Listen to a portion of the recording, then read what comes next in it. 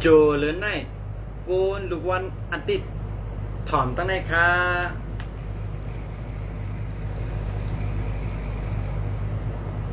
ตอนนาการค่ะยังอยู่หลูไร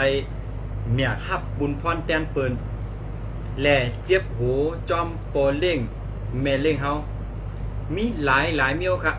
เด็ดนิ่มไว้เดลีเซเปิลไหนค่ะ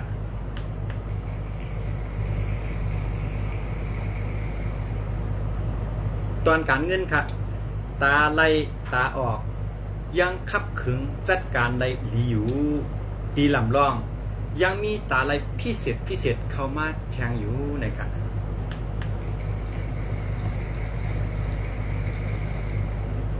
ตอนป้าอยู่ลีค่ะเฮาฟังลองพี่กึ่งกังเล็กๆหน่อยๆและเจ็บตัวเหมือนอ่ำตั้นตั้งตัวกึ่งกังเสียเลยปลาดปัดถูกกะกึ่งกังเสียเลยกะคองกะคำกะต้องกะตำท่าในจ้างเป็นกะไรนะครับ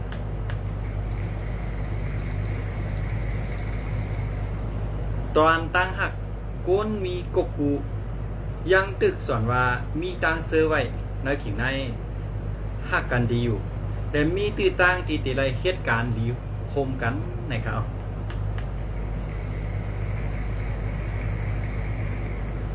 ก้นหลอดแล้วค่ะขิงในเฮาฟังสติจางติยาก้นหยอกเหรียญแล่เฮ็ดเฮากวังเมาปอตันก้นเมาเหล่ายาว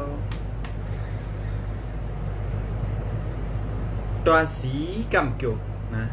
ถูกลีไล่ใกล้ๆเสิร์ฟปันอันเป็นสีขาวและตั้งสีของค่ะในเหลือในก็เสิร์ฟปันสองสีในก็จะเป็นพันลีตอนตาสูเจ้าในค่ะอ๋อ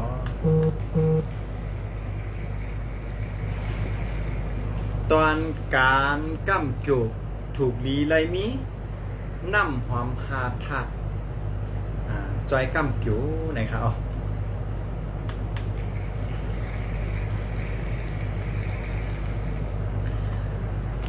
ตอนปันสติ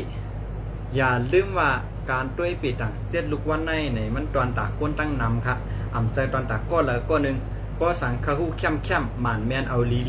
แจงแรงเหมือนตาหันตาตัวเข้าข้างคอในกับสึบเข้ามาค่ะเลยเปิดจอยแถมอยู่ค่ะเจ้าหือก็ฝากพี่น้องเขาจอยกันเต็กไล่เต็กแชร์ปันอาจารย์อีกนึงแต่ย้อนขอบใจอย่านำค่ะตาเป็นแห้งเจอปันอาจารย์นั่นเฮ็ด10 กว่าแทงข้าวยาวดีลำร่องสังป้าเจอเขาจุดด้วยปีต่างกาล่ากับ10เข้ามาในตีหมายฟง0656699363ค่ะเนาะซ้ำแทงกำหนึ่งค่ะ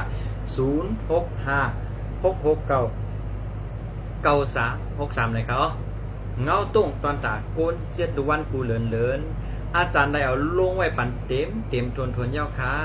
ลงปันเจมดตั้ง7 วันยาวขาอ๋อสังว่าตัวเหลียวไล่ด้วยหันเงาตุ้งหูในไว้อยู่ในจึงขึ้นสืบเด็กเข้ามาด้วยไหลเทียงเนื้อเผ็ดในไหลขาอ๋อเมื่อได้อาจารย์